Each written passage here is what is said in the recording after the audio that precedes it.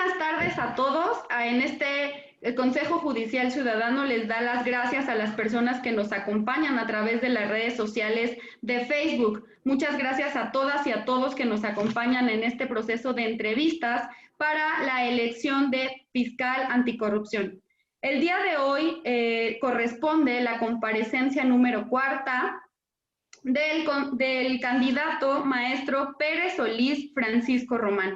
Nos acompaña esta tarde el Consejo Judicial Ciudadano, quien está integrado por mis compañeros, el consejero Canto Chac Saturnino Manuel. Buenas noches, Manuel, muchas gracias. El consejero Escalante Patiño Gustavo. Buenas noches, Gustavo, gracias. La consejera Fernández Alonso María del Carmen. Buenas noches, consejera. Buenas noches, María. El consejero Fernández Sauza Jorge Abraham. Jorge, buenas noches. Buenas noches, María. La consejera Fonseca Sánchez Areli Celeste. Buenas noches, consejera. Buenas noches, María. Buenas noches a todos. Nos acompaña el consejero Fuentes Muñiz Manuel Eduardo. Buenas noches, Manuel. Gusto saludarte. Nos acompaña también el consejero Heredia Carlos Antonio. Buenas noches, Carlos. Buenas noches, consejera María Villegas. Buenas noches a todos y a todas. Muchas buenas noches. Y su servidora María Villegas Reyes. Como les decía hace un momento, esta tarde nos toca escuchar la participación del candidato, el maestro Pérez Solís Francisco Román, que nos acompaña y quien agradecemos su participación y su interés por inscribirse en este proceso.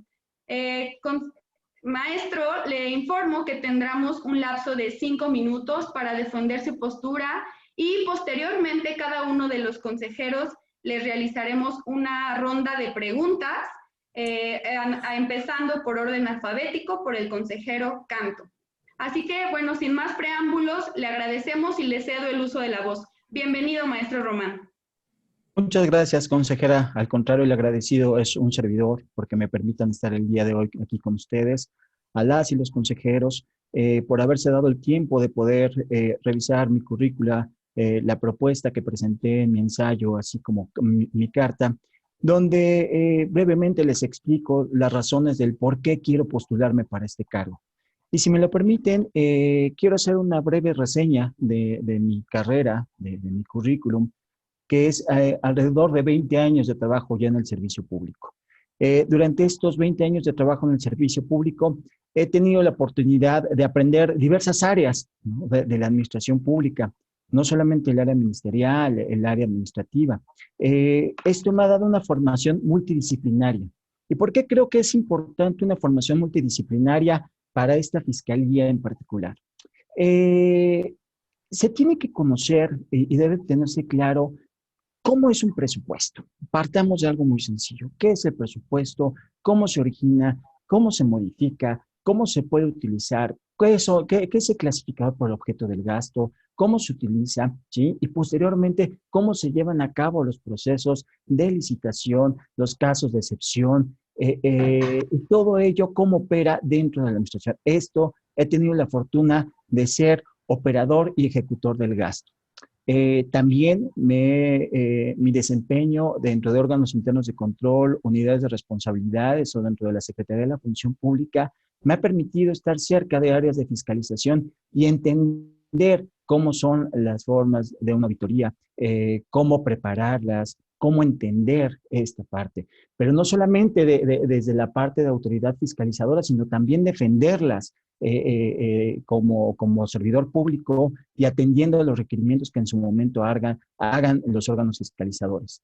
Por último, pero no menos importante, me he desarrollado dentro de la Procuraduría, de la otrora Procuraduría General de Justicia de la Ciudad de México, hoy Fiscalía, como fiscal de análisis y opinión en la oficina del señor Procurador, también como en la Fiscalía General de la República en su momento, en la Subprocuraduría de Derechos Humanos, como director general y posteriormente como apoyo directo del Subprocurador de Derechos Humanos, atendiendo asuntos relevantes y coordinando áreas como es la Fiscalía de Atención contra Delitos de la Libertad de Expresión, FEBIMTRA, Protección de Derechos Humanos y una serie de actividades que se han realizado.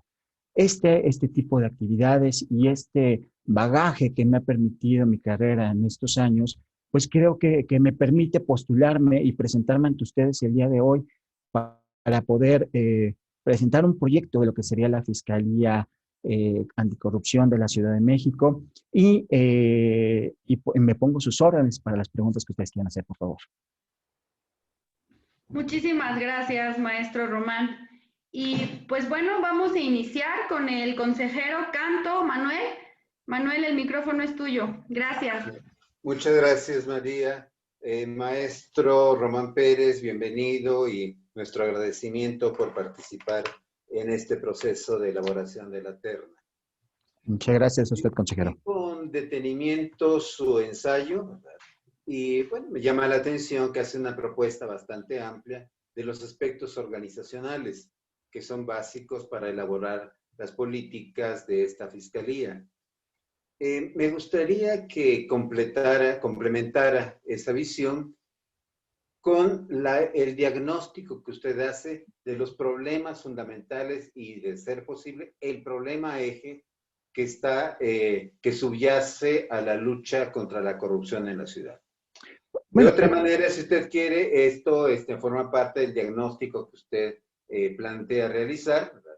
Pero sobre todo teniendo en cuenta esto que nos comentaba, su experiencia en la anterior Procuraduría, creo que sería de mucha utilidad si usted, pensando en las políticas públicas de combate a la corrupción, nos dijera cómo definiría él o los problemas centrales de esta actividad. Bueno, muchas gracias, consejero, por su pregunta. Yo creo que el problema eje que tendríamos en esta fiscalía y uno de lo que tendremos que entender de manera inmediata es delimitar claramente cuál va a ser la actividad de la Fiscalía Anticorrupción.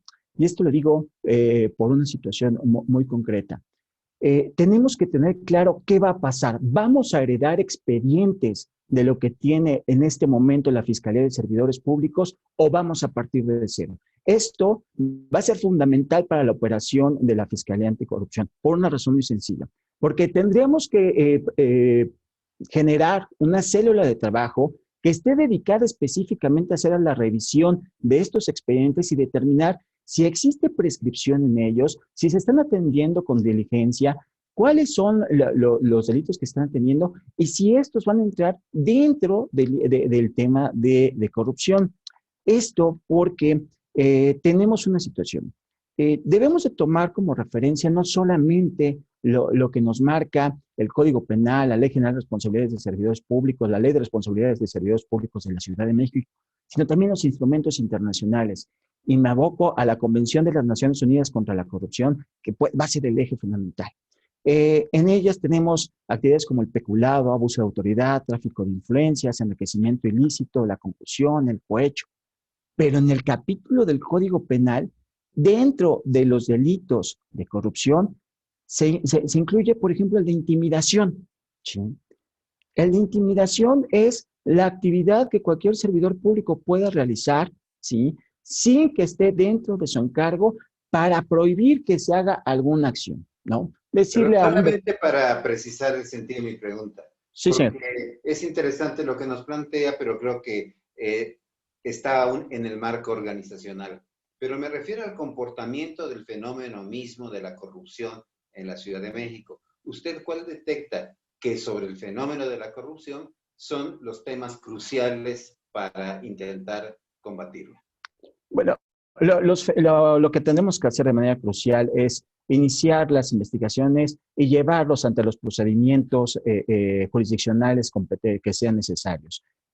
Una gran problemática es que las carpetas de investigación se quedan, no se terminan de integrar, no se generan como se tienen que generar y por lo tanto los servidores públicos se sienten intocables, se sienten que no son, que la administración de justicia no les va a llegar, no va a haber forma de que se les pueda imputar algún delito o todo queda en una sanción meramente administrativa, una amonestación pública o una amonestación inclusive privada, y con ello, pues el servidor público se siente intocable y le permite seguir fomentando esta situación de corrupción al interior de cada una de las dependencias o unidades administrativas. Entonces, lo que me está diciendo que para usted el principal problema del fenómeno de la corrupción sería la percepción de los funcionarios de impunidad. ¿Sería Así es. ese el principal problema? Ese sería uno de... ¿Qué problema ubicaría usted para hacer frente a la corrupción?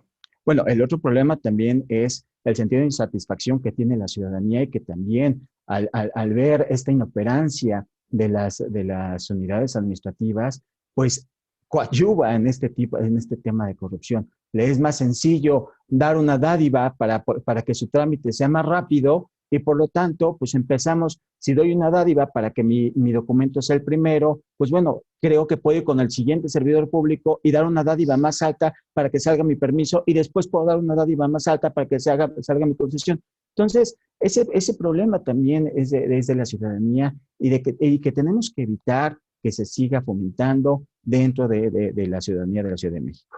Bueno, en un intento de precisar todavía más, en su experiencia, ¿cuáles son los principales delitos de corrupción que se han cometido en la Ciudad de México? Cohecho, ¿sí? Enriquecimiento ilícito, creo que serían los dos y seguramente, y pondré en un tercero, peculado y abuso de autoridad. Bien. Muchas gracias por sus respuestas. A usted, señor consejero. Muchas gracias, Manuel. Es ahora turno del consejero Escalante, Gustavo. Gustavo, por favor. Gracias. ¿Qué tal? Muy buenas tardes. Tengan ustedes. Maestro Román Pérez Solís, muy buenas tardes. Eso, buenas tardes. Desde luego, la sociedad hoy en día es mayormente participativa y esta fiscalía debería de planear entre sus ejes de acción 3 puntos fundamentales que son reclamos sociales. El primero sería la transparencia, el segundo la rendición de cuentas y el tercero el respeto a los derechos humanos. ¿Cuál sería su posición respecto a estos 3 rubros? Por supuesto. Es básico que la Fiscalía participe de manera transparente. Es invitar al denunciante a que venga y conozca su expediente. El denunciante no quiere saber los aspectos técnicos del delito, si el dolo, no, él lo que quiere saber es cómo vamos a resolver su delito y cómo vamos a resolver su denuncia. Y esta, la única forma que lo podemos hacer es invitándolo a que de la mano vayamos trabajando conjuntamente y seamos transparentes para ellos en el actuar del Ministerio Público y en la integración de las carpetas de investigación. Que sepa que el trabajo que estamos realizando es en favor y en pro de esa denuncia. Por supuesto, integrar los elementos del delito del que se trate y presentarlos de manera correcta y judicializarlos cuando así sea necesario. La rendición de cuentas es un tema muy, muy necesario. ¿Por qué? Porque lo que está esperando la ciudadanía por parte de nosotros y el reclamo social es una cuestión de justicia. Entendiendo como justicia es el por qué si hay un recurso etiquetado para la reconstrucción de los edificios derivados del sismo, ese dinero ya no existe. Señor, vamos a encontrar cuál fue la razón, dónde está ese dinero, quién se lo llevó, por qué se lo llevó, qué hizo con él, dónde está, y ofrecer a la ciudadanía qué fue lo que pasó y si existen servidores públicos que derivado de esta investigación tengan alguna responsabilidad penal, pues llevarlos y presentarlos y buscar la sanción correspondiente. Y lo más importante es que tiene que ser una fiscalía en la cual día a día se respeten los derechos humanos. Las garantías que consagra nuestra Constitución son muy claras y no las podemos violentar. Tenemos que ser protectores de todos los derechos humanos que se consagran en nuestra garantía, acceso a la legalidad, acceso a la justicia, legalidad de nuestros procesos, darle entrada a todos sus derechos de petición, a todas las situaciones que ellos puedan llegar a tener de dudas respecto a la integración de su expediente y con ello poder dar esa protección de los derechos humanos que está buscando el ciudadano. Muy bien, maestro Pérez Solís.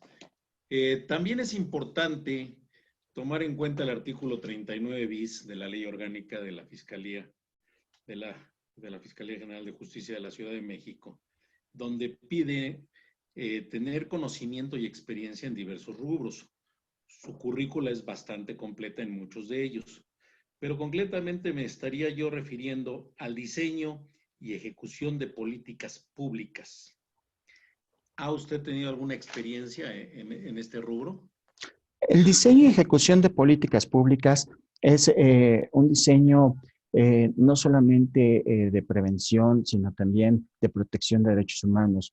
Durante nuestra participación en la Fiscalía o en la Procuraduría General de la República, creamos las unidades de protección de derechos humanos precisamente como una medida de política pública de protección para los ciudadanos que estaban siendo sometidos a los centros de arraigo, una figura que fue muy importante y que fue protectora. También siempre buscamos que se dieran a conocer todas las actividades que estábamos realizando y cómo las estábamos haciendo. Ese ha sido mi actuar, mi participación, y eso sería lo que yo podría comentarle, señor consejero. Muchas gracias, maestro. Gracias Pérez a usted. Solís. Por mi parte es cuanto, consejera María Villegas. Muchas gracias, Gustavo. Muchas gracias. Es el turno ahora de la consejera Fernández Alonso, María del Carmen. Mari Carmen, por favor. Muy buenas tardes, maestro Román Pérez Solís. Bienvenido a esta entrevista. Buenas tardes a todos. El artículo 113 de la Constitución Política de los Estados Unidos Mexicanos estableció al Sistema Nacional Anticorrupción orientado a mejorar los procesos de prevención, investigación y sanción de actos de corrupción, y integra a la Fiscalía Especializada en Combate a la Corrupción de la Ciudad de México, entre otros organismos, entre otras instituciones, en el Comité Coordinador del Sistema referido, al que corresponde el diseño y promoción de políticas integrales en materia de fiscalización y control de recursos públicos, todo lo que usted ha mencionado, de prevención, control y disuasión de faltas administrativas y hechos de corrupción y de las causas que generan, todo ello competencia de dicho comité coordinador. ¿Qué propuestas concretas tendría usted en estos temas? Y dado el tiempo con el que contamos para su respuesta, le solicito aborde en primer lugar lo relativo a prevención, control y disuasión de faltas administrativas y hechos de corrupción. Consejera, muchísimas gracias. Bueno, es prevención, control y disuasión. Perfecto. En la parte de prevención, tenemos, yo pongo en mi ensayo una propuesta que a mí me parece muy importante. Algo que necesitamos trabajar al interior de este comité coordinador es el trabajo conjunto entre los órganos internos de control y el Poder Judicial. Ello en aras de identificar cuáles son las conductas más recurrentes que estamos teniendo, que se pudieran llegar a tener en la Ciudad de México, que están presentando. ¿Para qué? Para que a partir de estas conductas que sean recurrentes, que la Fiscalía investigue, que el órgano interno de control tenga quejas o esté auditando o esté ya en pliegos de responsabilidad administrativa y se envíen al Tribunal de Justicia Administrativa, empezar a armar un plan que nos permita atacar y ver la forma de cómo prevenir estos delitos, ver dónde están fallando los servidores públicos en su actuar, ver si lo que está fallando es el contacto directo con el ciudadano, si lo que está fallando es la supervisión, si lo que está fallando, encontrar esos mecanismos de prevención de manera conjunta con todos los actores de este comité coordinador, que es fundamental. Si no tenemos la interacción entre estas, por lo menos estos tres partes, que es dos investigadores, uno en la parte administrativa, el otro en la parte penal, y quien al final resuelve, no vamos a encontrar esta parte de prevención. Después, ¿cómo establecer un control de todas estas conductas? Bien, el control se va a derivar también de esta colaboración que tengamos los tres, porque algo que pasa muy a menudo, cuando se hace un proceso de auditoría, ¿sí?, lleva un tiempo determinado, 6 meses. La auditoría empezará por ahí del mes de febrero, es decir, terminará alrededor del mes de agosto. Después vendrá una parte de confronta. En esa parte de confronta, todavía el servidor público tendrá la oportunidad de presentar elementos de prueba Después vendrán ya la entrega de los resultados definitivos de esa auditoría, y después de esa entrega de resultados definitivos se podrá dar vista a la unidad de quejas, o en su caso, en caso de la Auditoría Superior de la Ciudad de México, poder elaborar los pliegos de responsabilidad administrativa. Pero cuando nosotros como Fiscalía tengamos ya el conocimiento, puede ser que haya pasado entre un año, año y medio de que la conducta haya concluido. Lo que necesitamos identificar es si hay conductas graves que tengan que ser denunciadas y que nosotros como ministerios públicos podamos actuar de manera inmediata, tener el conocimiento y trabajar de la mano. ¿Para qué? Para que este tipo de delitos los detengamos de manera inmediata, porque a mí me va a permitir meter algunas periciales, por ejemplo, el equipo del servidor público. De ahí podríamos obtener información, una pericial en informática forense, una pericial en contabilidad forense, una pericial que sean relevantes para la integración de sus expedientes, y con ello poder darnos a nosotros, tanto a los órganos internos de control, a la auditoría, y en este caso nosotros como Fiscalía, un mejor control de los delitos y dar los resultados que se está esperando por parte de nosotros. Y por último, respecto a la disuasión de este tipo de delitos, pues el tema de que encontremos y obtengamos las sanciones correspondientes por parte del tribunal y la correcta integración tanto de la investigación administrativa como de la investigación que se haga en materia penal, pues obtenemos los resultados esperados dentro de las resoluciones que se emitan para tal efecto en los tribunales. Y eso creo que sea el medio de disuasión más importante para que los servidores públicos entiendan que no es posible continuar con ese tipo de conductas al interior de las dependencias que componen nuestra Ciudad de México. Muchas gracias, maestro. Gracias a usted, consejera. Muchas gracias, Mari Carmen. Es el turno ahora del consejero Fernández Sousa. Jorge, adelante, por favor. Gracias, muchas gracias. Maestro Pérez Solís, bienvenido, gracias por participar en este proceso. Gracias.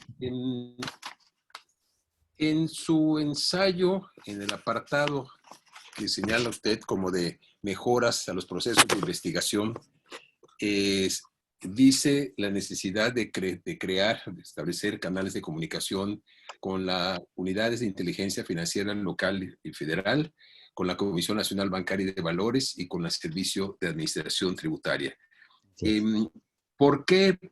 Mi pregunta es, ¿por qué pone usted el énfasis en esas entidades, en esos organismos? ¿Y de qué manera, cuál es la necesidad de vincularse con ellos, establecer los canales de comunicación? ¿Y de qué manera considera usted que esa comunicación coadyuvaría al buen desempeño de la Fiscalía? Gracias, señor consejero. Para un servidor es fundamental la comunicación con las unidades de inteligencia financiera, considerando que este tipo de delitos derivados de hechos de corrupción se ven reflejados en el otorgamiento de dádivas o en el otorgamiento de recursos en favor de un servidor público. Hay una figura, la figura de evolución patrimonial, nos permitirá en un momento dado identificar cómo han ido incrementando los bienes del servidor público. Muchas veces no nos dirá a todos. Sin embargo, la unidad de inteligencia financiera, tanto local como federal, podrán hacer una revisión de sus cuentas, no solamente de él, sino de un círculo cercano. Y si nosotros podemos identificar en una red de vínculos cómo él esté operando, ¿no? Esto nos permitirá tener pruebas suficientes para poder acreditar el hecho que él esté cometiendo, el hecho delictivo que él esté cometiendo. Definitivamente, tanto la Comisión Nacional Bancaria de Valores como las unidades de inteligencia financiera local y federal tendrán más acceso a ese tipo de información por los candados precisamente legales que también nos pone el marco normativo. Y son ellos los únicos que podrán tener acceso a esta información, con independencia de que esta coadyuvancia y esta colaboración interinstitucional a través de convenios de colaboración y que inclusive la misma ley orgánica en las atribuciones que le da a la Fiscalía Anticorrupción presenta la propuesta que tendremos que hacer nosotros como Fiscalía a la Fiscal General de la Ciudad de México para que ella lleve a cabo estos convenios, no solamente en el ámbito de la Ciudad de México y a nivel federal, sino con todas las entidades de la República Mexicana, a efecto de poder obtener esta información de la mejor manera posible.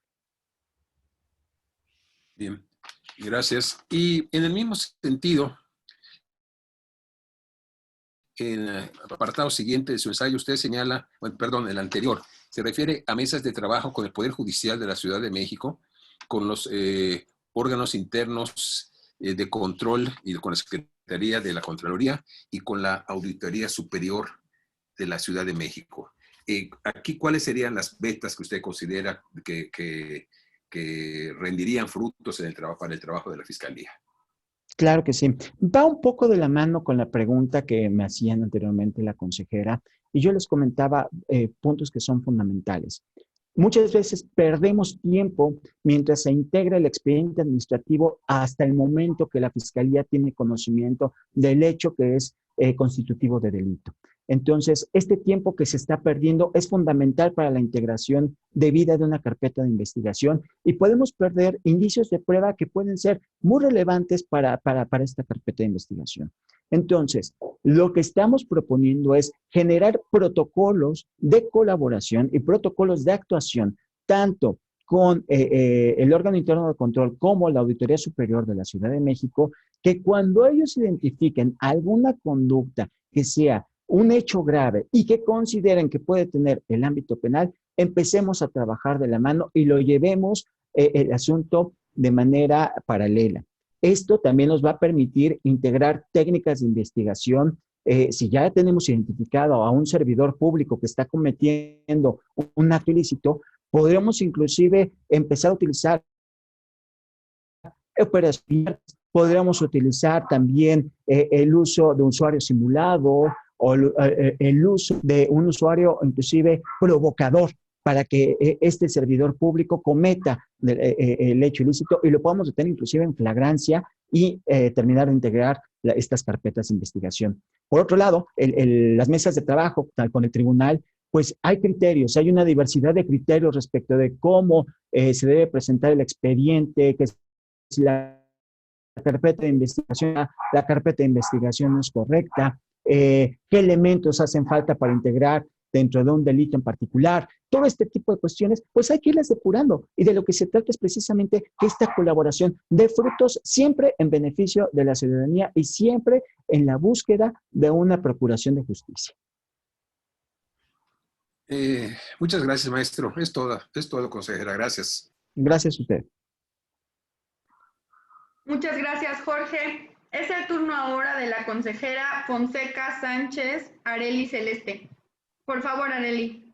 Gracias, María. Buenas noches a todos. Maestro Román, buenas noches. Queda claro por lo que ha expuesto que conoce del procedimiento, que entiende perfectamente bien cómo llevar a judicializar las carpetas, incluso, bueno, estos tips que está dando, cómo poder descubrir a las personas incluso en flagrancia, cómo llevar a los servidores públicos a estos hechos. Pero en materia de las políticas públicas que ya le cuestionaban, me gustaría que nos pudiera exponer algo que aborda en su ensayo respecto de este plan de los primeros 100 días. Suponiendo que usted fuera designado el fiscal, ¿cuáles serían las acciones que implementaría en estos primeros 100 días para que pudiéramos tener ya una fiscalía en combate a la corrupción en marcha y siendo eficiente y eficaz? ¿Qué es lo que usted plantearía? Gracias, consejera. Muy buenas noches. Este proyecto que yo planteé de los primeros 100 días es hacer un diagnóstico de qué es lo que vamos a tener. Y yo planteaba al inicio de esta exposición que necesitamos determinar qué vamos a atender como Fiscalía Anticorrupción.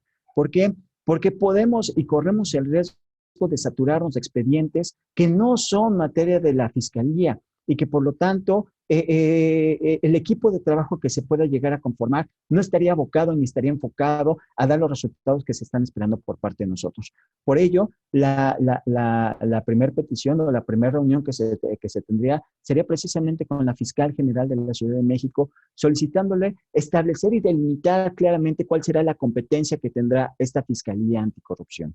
Posterior a esta situación y de manera paralela, será la determinación de un equipo de trabajo que conlleve, y si usted me permite, inclusive en el mismo ensayo, propongo una estructura de lo que considero como mínimo que deba tener esta fiscalía, atendiendo precisamente a todos los tramos de responsabilidad que conlleva esta Fiscalía Anticorrupción y con ello empezar a dar los resultados que se estén esperando por parte de nosotros.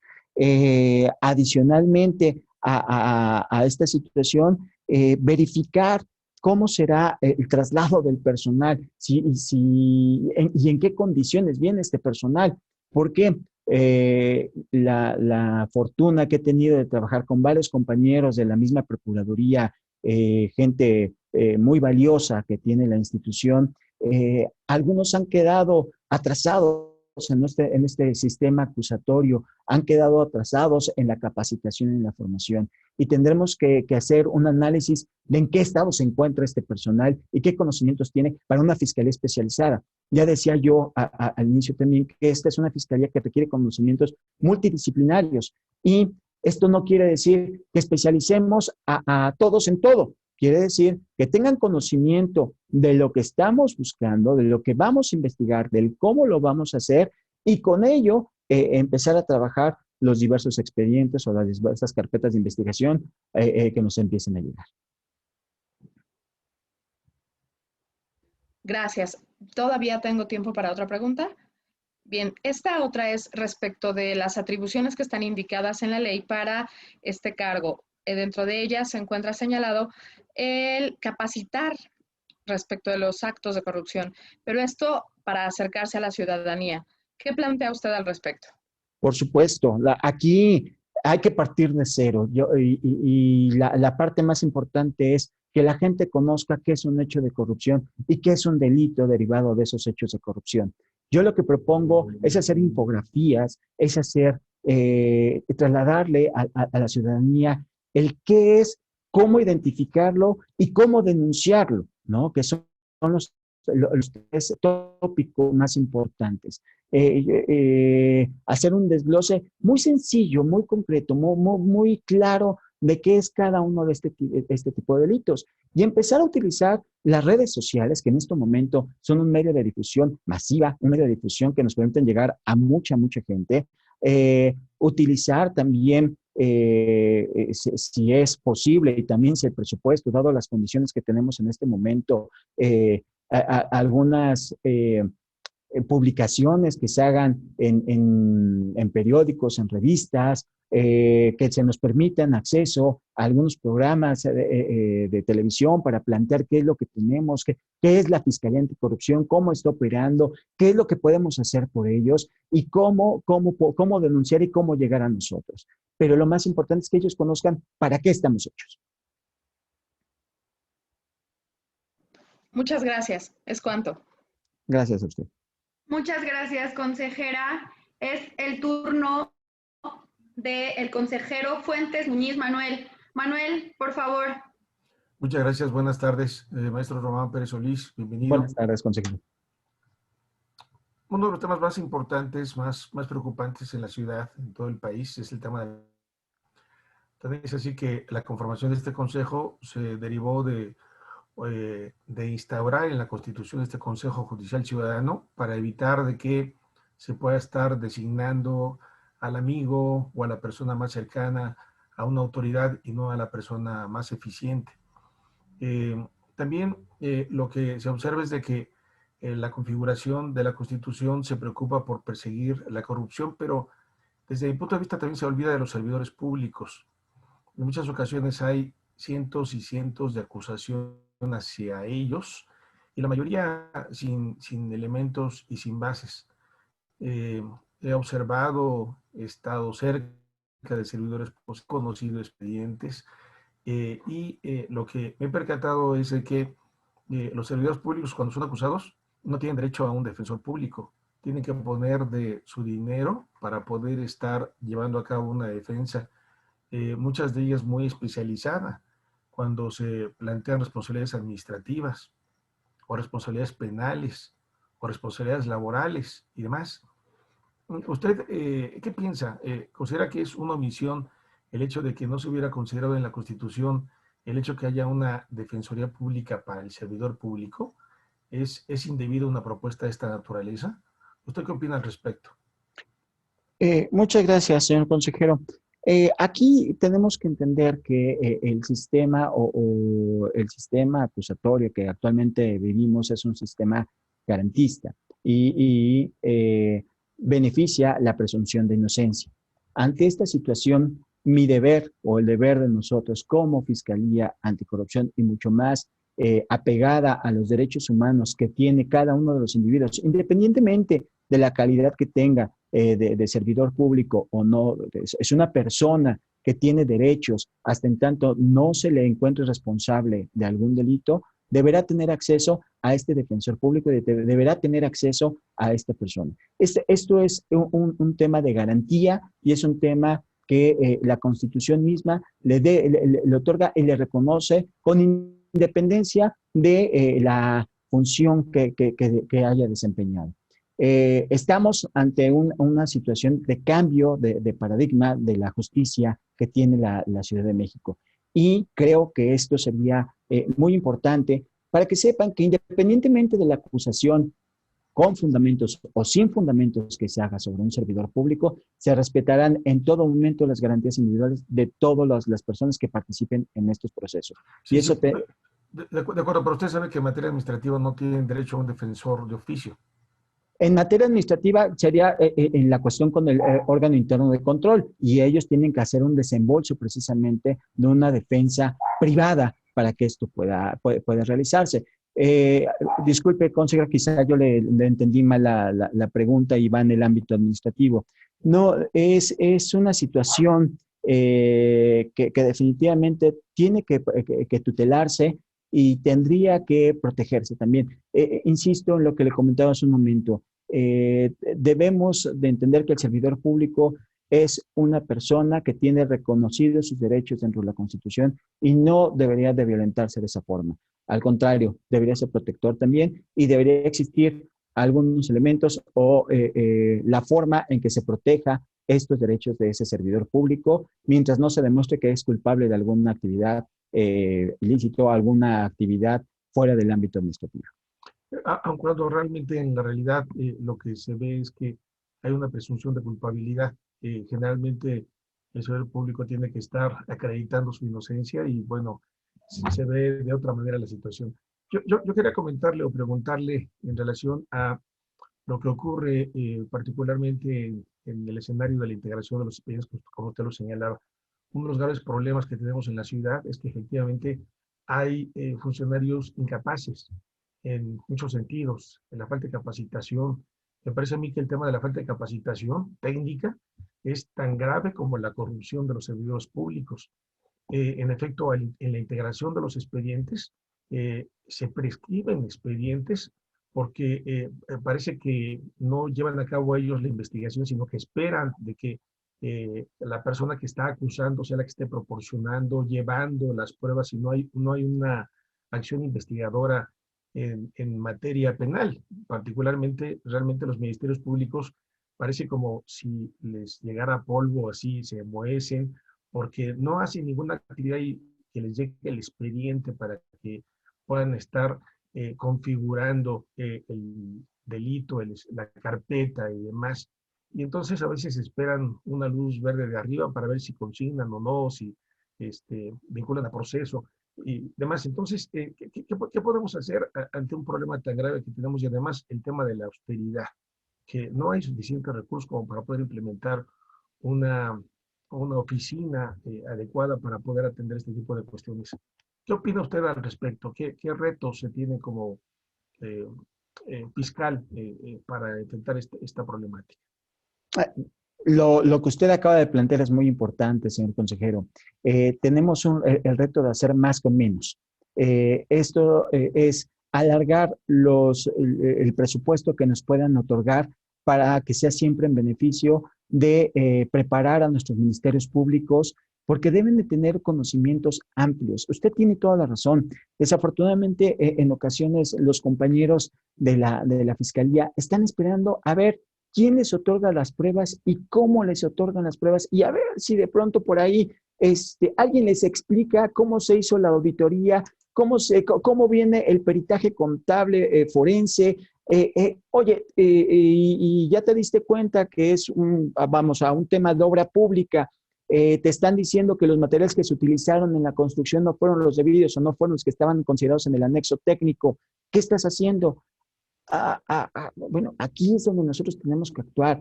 Y yo por eso insistía mucho en esta formación multidisciplinaria que será obligación de un servidor, si así ustedes me lo permiten, estar en la terna y en su caso ser elegido como fiscal, encontrar los canales de capacitación con las diferentes escuelas, colegios de ingenieros, colegios de contadores, el mismo Instituto Nacional de Ciencias Penales, el Instituto de Formación de la Fiscalía de la Ciudad de México, encontrar el cómo allegarnos o acercarnos a la Auditoría Superior de la Federación, a la Auditoría Superior de la Ciudad de México, a la Secretaría de la Función Pública, a todos aquellos, porque inclusive ellos tienen programas de capacitación constante. Y yo ponía tópicos muy específicos: ley de adquisiciones, arrendamiento y servicios, ley de obra pública, qué es un anexo técnico, qué es y cómo se administra un contrato, qué se tiene que hacer en todos estos procesos. Y para ello, ¿sí?, hay instancias suficientes que podemos acercarnos, a las cuales nos podemos llegar. De lo que se trata es que los ministerios públicos que conformen esta nueva fiscalía tengan herramientas y sepan y tengan claro lo que tienen que investigar. Una parte es el ámbito administrativo, que no siempre será suficiente para integrar una carpeta de investigación. Habrá algunos otros elementos que nosotros requeriremos, pero parte de ese punto. Y será mi obligación buscar estos canales.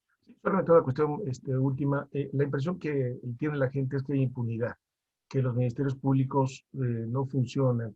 Hay una situación de realmente, no sé, de una decepción de la gente en lo particular. Me parece que los retos que se tienen para llevar a cabo una fiscalía que realmente sea eficiente no depende solamente de una persona, sino que efectivamente haya una revolución distinta de cómo se llevan a cabo las investigaciones.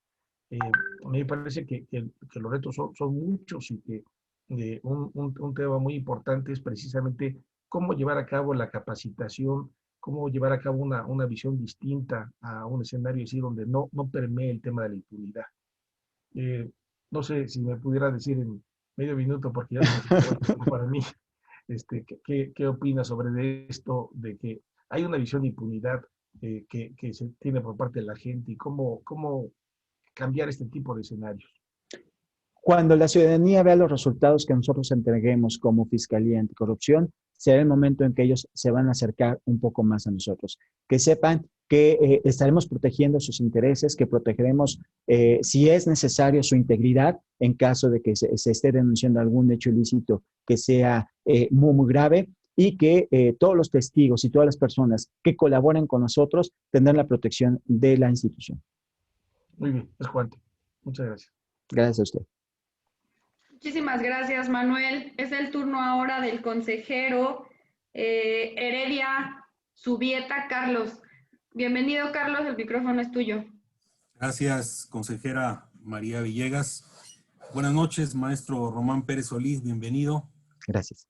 Un gusto saludarlo. Le voy a formular dos preguntas.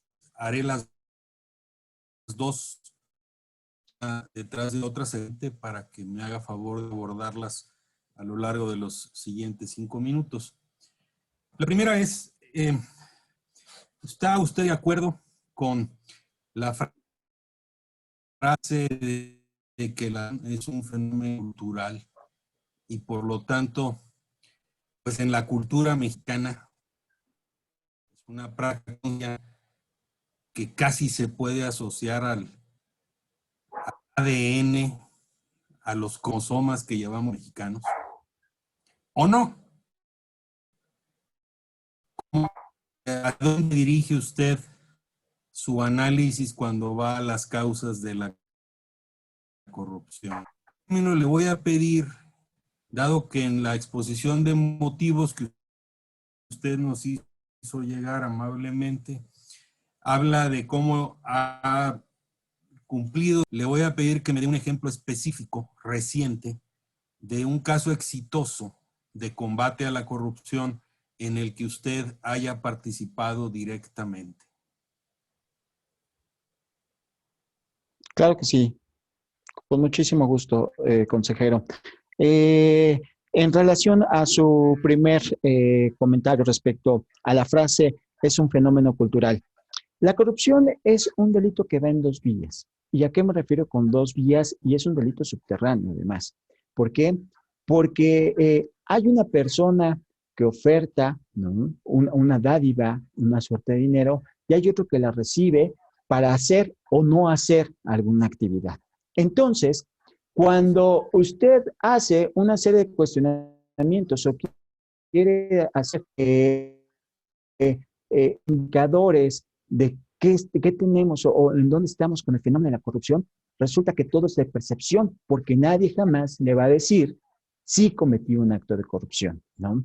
Entonces, la primera problemática es precisamente que existe parte de la sociedad que en el ánimo de beneficiarse, de hacer más rápido su trámite, de evitar una multa, de evitar cualquier situación, pues es más sencillo dar una dádiva y con ello evitarse cualquier procedimiento administrativo, pagar una multa que en lugar de que sean 800 o 1000 pesos, le salgan 300, 400 pesos o menos, ¿no? ¿Para qué? Para que con ello no llegue a todo un procedimiento y tenga que... También el ciudadano debe de entender y debe de tener claro que es importante aceptar los alcances de la norma y los alcances de la legalidad. Si me equivoco, señor, hay que ser responsable y obtener eso. ¿Por qué? Porque si no, esto va creciendo de forma piramidal. Entonces, hoy fue la multa, mañana es el trámite, pasado mañana, si por alguna cuestión me veo involucrado en alguna falta administrativa, pues será ante un juez cívico, y si no, será ante una instancia mayor. Y entonces va subiendo, va subiendo. O quiero ver beneficiado con algún contrato, con alguna situación, pues la forma es esta. No, tenemos que entender que el fenómeno también no es solamente del servidor público, también es un fenómeno cultural donde el ciudadano debe tener claro que para hacer las cosas correctamente hay que iniciar por uno mismo. Y eso es lo que veo respecto a esta frase que usted amablemente me ha planteado. Me refería usted a un caso de éxito que hayamos tenido en el pasado reciente. Durante mi gestión o durante la actividad que realizamos en la Unidad de Responsabilidades de Petróleos Mexicanos, usted sabe que los contratos que se manejan a nivel Petróleos Mexicanos son de números exorbitantes. Son contratos que por lo regular se manejan en miles de millones de pesos y que una práctica que se ha generado al interior de la empresa productiva del Estado, hoy empresa productiva del Estado, es que se obtengan dádivas por esos contratos que se están otorgando, pero ya con una tarifa establecida, ¿no? Para ello, lo que nosotros establecimos o identificamos fue seguir la pista de un personaje, un servidor público, que ya teníamos una serie de quejas, una serie de denuncias en las cuales él pedía el 25% del monto del contrato, ¿sí? Entonces, lo que hicimos fue montar un operativo en el cual veíamos cuál era su modo de actuar diario, ¿sí? No quisiera decir tampoco mucho de la operación que se hizo, y se identificó cuáles eran sus actividades diarias, cómo solicitaba las dádivas, dónde las recibía, cómo las recibía, a quién utilizaba también para recibir esta suerte de dádivas, y en colaboración, y por eso insisto mucho en la colaboración que se debe tener con las fiscalías, se montó un operativo para detenerlo en flagrancia.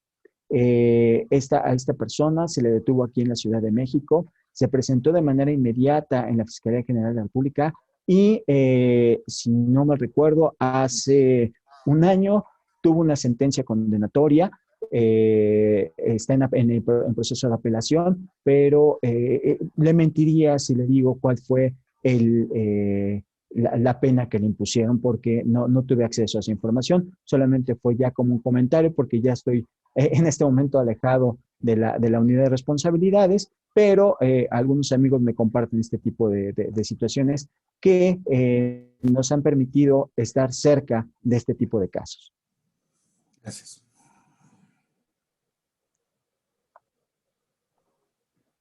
cuánto, Carlos? Sí, gracias, consejera Villegas. Muchas gracias. Bueno, maestro Román, pues bueno, es mi turno de cuestionarle.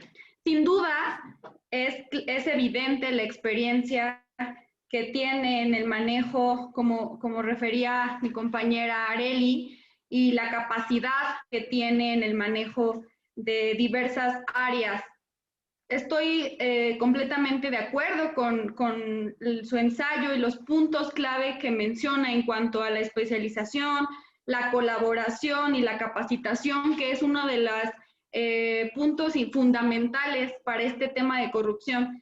Este nuevo sistema, este cambio del sistema de justicia penal adversarial nace de la necesidad de cambiar o de erradicar estos temas de corrupción. Es decir, en el sistema mixto inquisitivo era de a todos conocerse que si tenías los recursos económicos para meter a una persona a la cárcel o sacarla, lo podías hacer.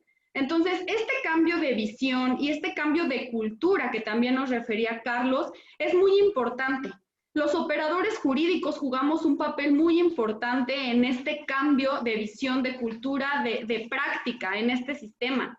Nos hablabas de la capacitación y de cambiar esta visión a los operadores. Lo cierto es que, como también lo comentaba Manuel Fuentes, la austeridad y la falta de recursos y de recursos económicos con los que cuentan los operadores es una realidad.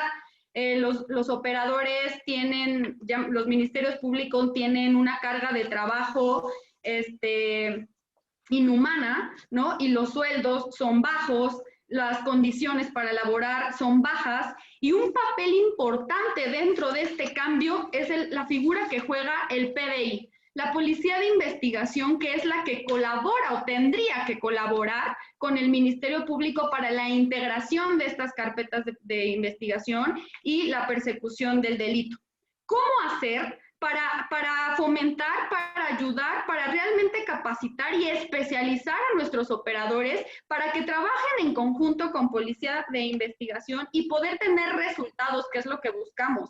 La ciudadanía no entiende, como tú bien referías al inicio de tu entrevista, la ciudadanía no entiende qué es lo que se hace o cómo se hace, lo que quiere son resultados. ¿Cómo hacemos para tener resultados reales con lo que hay, ¿no? Con los operadores? ¿Cómo hacemos? ¿Cuál sería tu estrategia? Tú que has estado dentro de la entonces Procuraduría, ¿qué necesita el servidor público para sentirse motivado y para realmente hacer su trabajo y cumplir con estos canales de investigación que se buscan, cumplir con estos objetivos que se buscan? Ese por una parte sería mi pregunta. Y la otra, nos referías en tu ensayo y también al inicio de tu exposición, nos decías que hay que definir cómo vamos a iniciar, si vamos a iniciar de cero o si vamos a iniciar con lo que nos está trayendo o que nos deja servidores públicos. Pensemos, yo te preguntaría, pensemos que nos van a dejar el trabajo que viene de servidores públicos, que venimos con esa carga de trabajo que ya existe en servidores públicos. ¿Qué harías para continuar con eso, sacar ese rezago, sacar ese trabajo, dar resultados e iniciar esta nueva fiscalía sin estos vicios que ya existen dentro de la fiscalía? En ese sentido serían mis preguntas, maestro. Muchísimas gracias, consejera. Tiene usted toda la razón en los planteamientos que hace respecto a la operación y funcionamiento de esta triada, ¿no?, que tenemos al interior de la Fiscalía. Me refiero al Ministerio Público, a los peritos y a los policías. Muy brevemente referiré que en algún proceso también de mi vida laboral tuve la oportunidad de ser el formador de estos tres nichos, tanto de la policía e inclusive su servidor junto con nuestro director general de aquel momento, creamos la licenciatura en investigación policial y cambiamos la etapa de formación de un curso de 30 días a una especialización que deben de tomar todas aquellas personas que quisieran ser parte de la institución y en específico en el área ministerial, así como en el área pericial. Pero ¿qué notaba cuando estaban en este proceso de formación? No hablaban entre ellos. Tú eres policía, tú eres el perito, yo soy el Ministerio Público, yo soy el jefe, yo soy el que mando, yo soy el que digo, yo soy el que especifico, y tú no te puedes platicar conmigo, no te puedes acercar a mí. Y eso te habla de que hay una ruptura interna respecto de esta triada, y por lo tanto, pues obviamente, si el policía de investigación no quiere llevar a cabo las actividades que le está encomendando al Ministerio Público, pues lo deja, y eso va dilatando la integración de las carpetas de investigación. ¿Cómo hacer? Es la pregunta más importante. Se tiene que conformar un grupo de trabajo que sea nuevo, que es de preferencia que tenga, que sea recién egresado. Inclusive ayer observaba que la Fiscalía General de Justicia de la Ciudad de México daba la bienvenida me parece que 120 nuevos elementos de la Policía de Investigación con formación de licenciatura, con formación más profesional. Con esto, ¿qué le quiero decir, consejera?